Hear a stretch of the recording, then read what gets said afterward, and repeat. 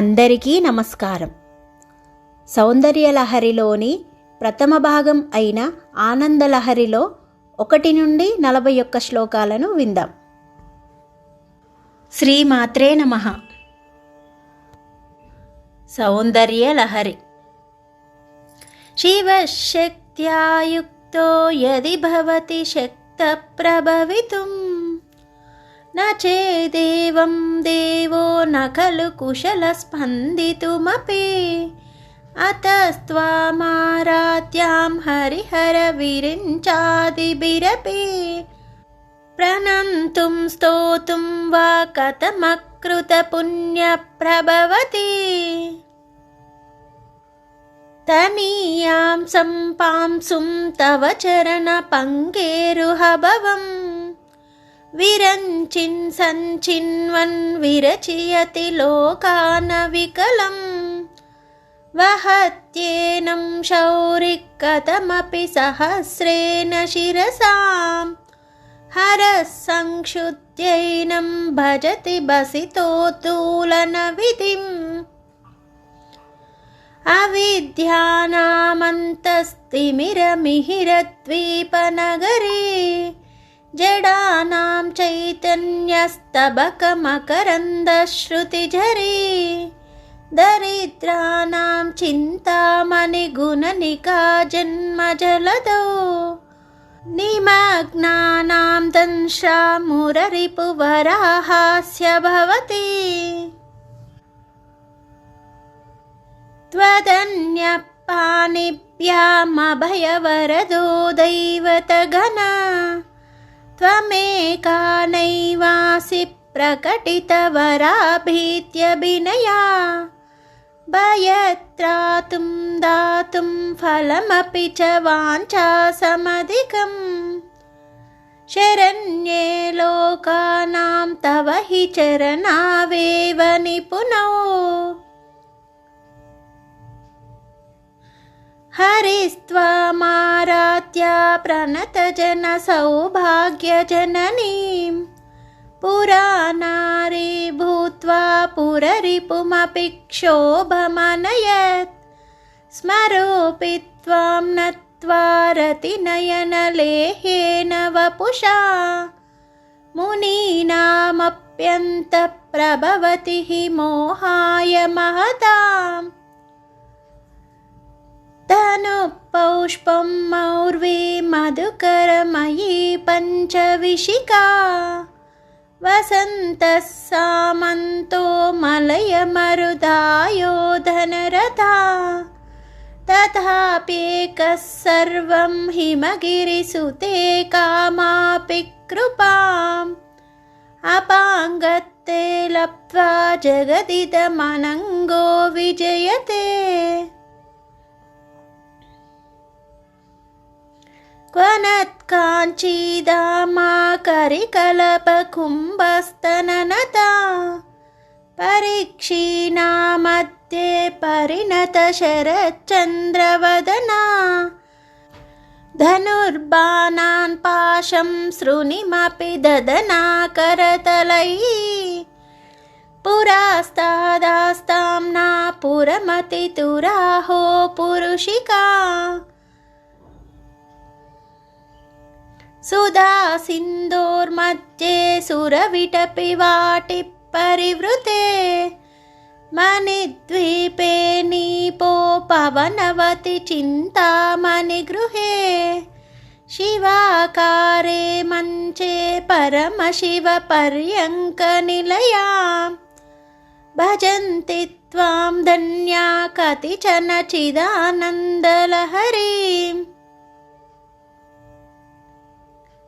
महीं मूलाधारे कमपि मणिपुरे हुतवहं स्थितं स्वादिष्टाने हृदि मरुतमाकाशमुपरि मनोऽपि भ्रूमध्ये सकलमपि पीत्वा कुलपथम् सहस्रारे पद्मे सहरहसि पत्या विहरसे सुधाधारासारैश्चरणयुगलान्तर्विगलिते प्रपञ्चं सिञ्चन्ति पुनरपि रसाम्नाय महसा अवाप्य स्वां भूमिं भुजगनिभमत्युष्टवलयम् स्वमात्मानां कृत्वा स्वपिशिकुलकुण्डे कुहरिणी चतुर्भिः श्रीकण्ठैः शिवयुवतिभिः पञ्चभिरपि प्रभिन्नाभिः शम्भोर्नवभिरपि मूलप्रकृतिभिः चतुश्चत्वारिंशत्वसुतलकलाश्रत्रिवलया त्रिरेकाभिः सार्धं तव शरणकोना परिणता त्वदीयं सौन्दर्यं तुहिनगिरिकन्ये तुलयितुं कवीन्द्राकल्पन्ते कथमपि विरिञ्चि प्रभृतयः यदा लौकुस्युक्यादमरललना यान्ति मनसा तपोभिर्दुष्प्रापमपि गिरिशसायुज्य पदवीम् नरं वर्षीयांसं नयनविरसं नर्मसुजडं तवापाङ्गालोके पतितमनुधावन्ति शतशः गलद्वेणीबन्धा कुचकलशविस्रस्तसिचया हठात् त्रुट्यत्काञ्च्यो विगलितदूकुला युवतया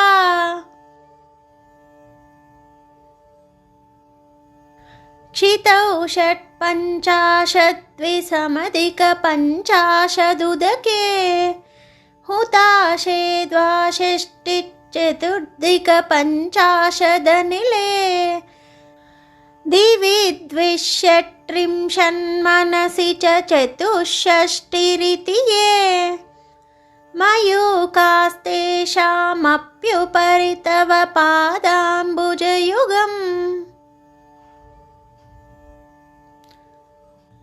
शरज्योत्स्ना शुद्धां शशियुतजटाचूटमकुटां वरत्रासत्राणास्फटिकघटिका पुस्तककरां सकृन्नत्वा नत्वा कथमिव सतां सन्निधदते मधुक्षीरद्राक्षा मधुरिमधुरिणा बनितया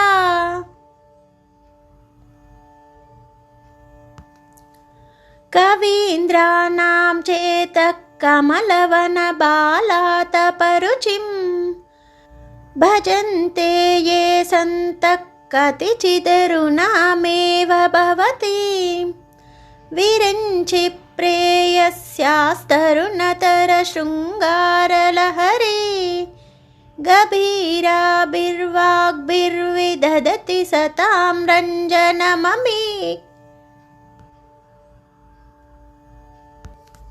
सवित्रीभिर्वाचां शशिमणिशिलाभङ्गरुचिभिः वशिन्याद्याभिस्त्वां सहजननि सञ्चितयति यः सकर्ता काव्यानां भवति महतां भङ्गिरुचिभिः वचोभिर्वाग्देवी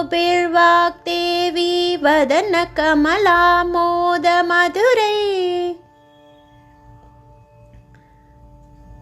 तनुच्छायाभिस्ते तरुणतरुणीश्रीसरिणिभिः दिवं सर्वामुर्वीमरुणिमनिमग्नां स्मरति या भवन्तस्यत्रस्य ध्वनहरिणशालीननयना सहोर्वश्या कति न गीर्वाणगणिका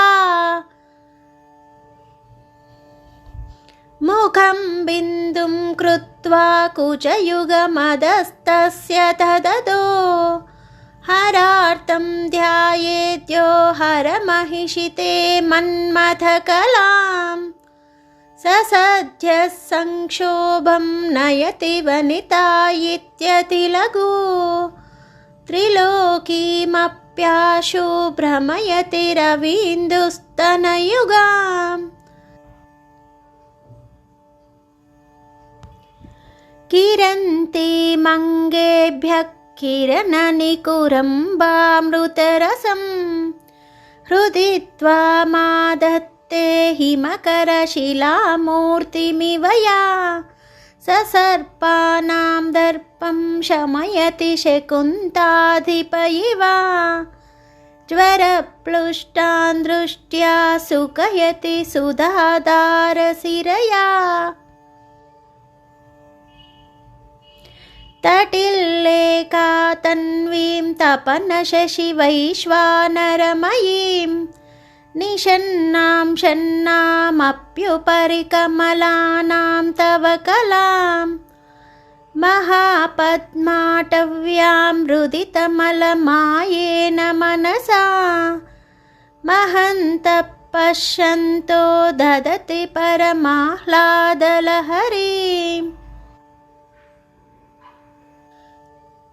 भवानि त्वं दासे मयि वितरदृष्टिं सकरुणा इति स्तोतुं वाञ्छन् कथयति भवानि त्वमिति या तदैव त्वं तस्मै दिशसि निजसायुज्यपदवीं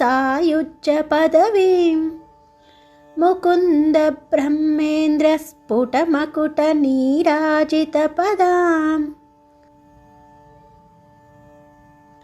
त्वया हृत्वा वामं वपुरपरितृप्तेन मनसा शरीरार्थं शम्भोरपरमपि शङ्के हृतमभूत् यदेतत्त्वद्रूपं सकलमरुणाभं त्रिनयनं कुचाभ्यमानम्रं कुटिलशशिचूडालमकुटम्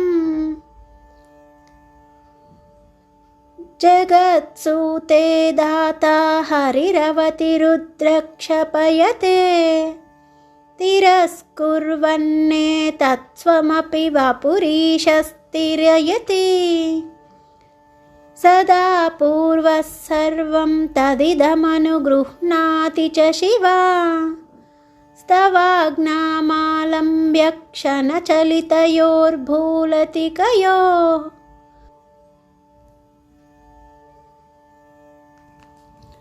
त्रयाणां देवानां त्रिगुणजनितानां तव शिवे भवेत् पूजा तव चरणयोर्या विरचिता तथा हि त्वत्पादोद्वहनमणिपीठस्य निकटे स्थिता हेते शश्वन्मुकुलितकरोत्तं समकुटा विरञ्चिपञ्चत्वं व्रजति हरिराप्नोति विरतिं विनाशं कीनाशो भजति धनदो याति निधनं वितन्द्री माहेन्द्री विततिरपि सम्मीलितदृशा महासंहरेऽस्मिन् विहरति सती त्वत्पतिरसौ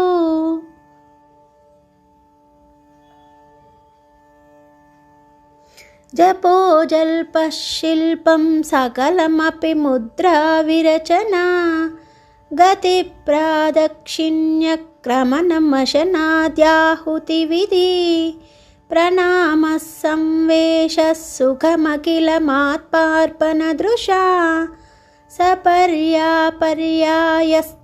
भवतु यन्मे विलसितम्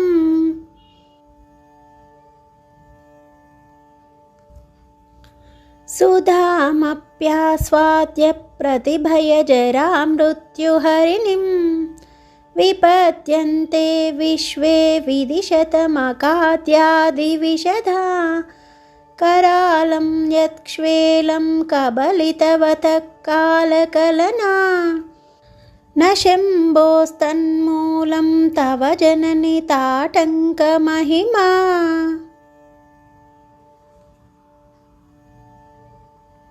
किरीटं वैरिञ्चं परिहर पुरः कैटभभिदा। कटोरे कोटीरे स्खलसिजैजम्बारिमुकुटम्। प्रनम्रे श्वेतेषु प्रसभमुपयातस्य भवनम्। भवस्या भूताने तव परिजनोक्तिर्विजयते।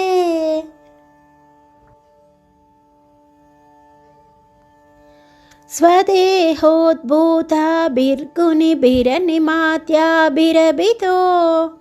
निषेव्ये नित्ये त्वामहमिति सदा भावयति या। किमाश्चर्यं तस्य त्रिनयनसमृद्धिं तृणयतो। महासंवर्ताग्निर्विरचयति नीराजनविधिम्।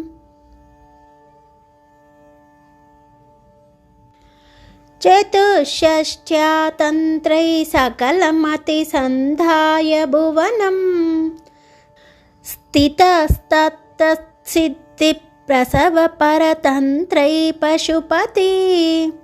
पुनस्त्वन्निर्बन्धादखिलपुरुषार्थैकघटना। स्वतन्त्रं ते तन्त्रं क्षितितलमवातीतरदिदम्।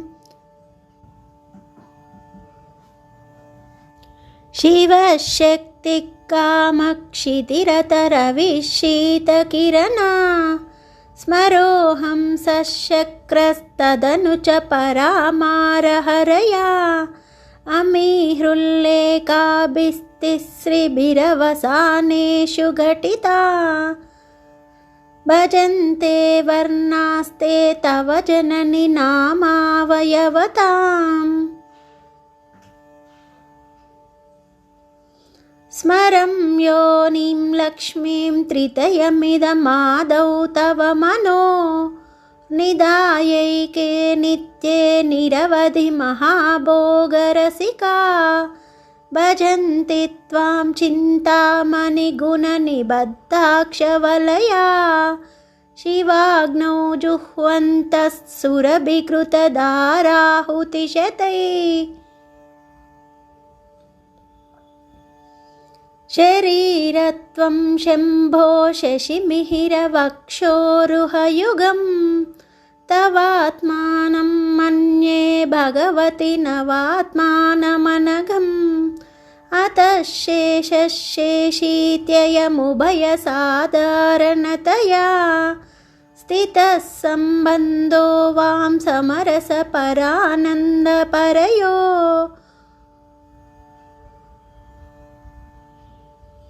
मनस्त्वं व्योमत्वं मरुदसि मरुत्सारथिरसि। त्वमापस्त्वं भूमिस्त्वयि परिणतायां नहि परम्। त्वमेव स्वात्मानां परिणमयितुं विश्ववपुषा। चिदानन्दाकारं शिवयुवति भावेन बिभृशे। तवाज्ञाचक्रस्तं तपनशशिकोटिद्युतिधरं। परं शम्भुं वन्दे परिमिलितपार्श्वं परचिता। यमाराध्यान् भक्त्या रविशशिशुचीनाम विषये। निरालोके लोके निवसति हि बालोकभुवने।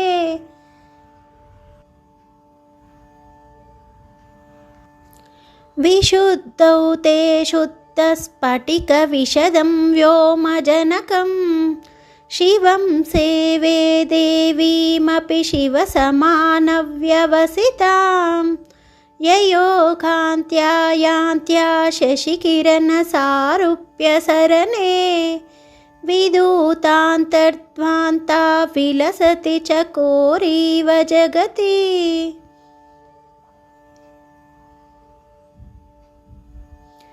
समुन्मीलत् संवित् कमलमकरन्दैकरसिकं भजेऽहं सत्वन्दं किमपि महतां मानसचरं यदालापादष्टादशगुणितविद्यापरिणति यदा दत्ते दोषात् गुणमखिलमभ्यपयैव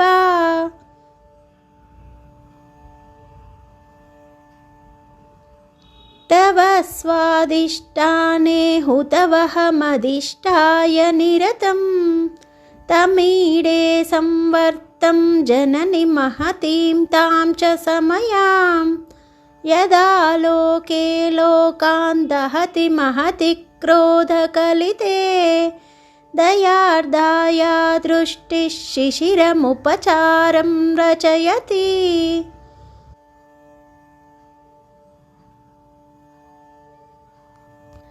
तटित्वन्तं शक्त्या तिमिरपरिपन्थि पुरनया स्फुरन्नानारत्नाभरणपरिणतेन्द्रधनुषं तव श्यामं मेघं कमपि मणिपूरैकशरणं निषेवे वर्षन्तं हरमिहिरतप्तं त्रिभुवनम् तवाधारे मूले सहसमयया लास्यपरया नवात्मानां मन्ये नवरसमहाताण्डवनटम् उभाभ्यामेधाभ्यामुदय विधिमुद्दिश्य दयया सनाथाभ्यां जज्जे जनकजननीमज्जगदिदम्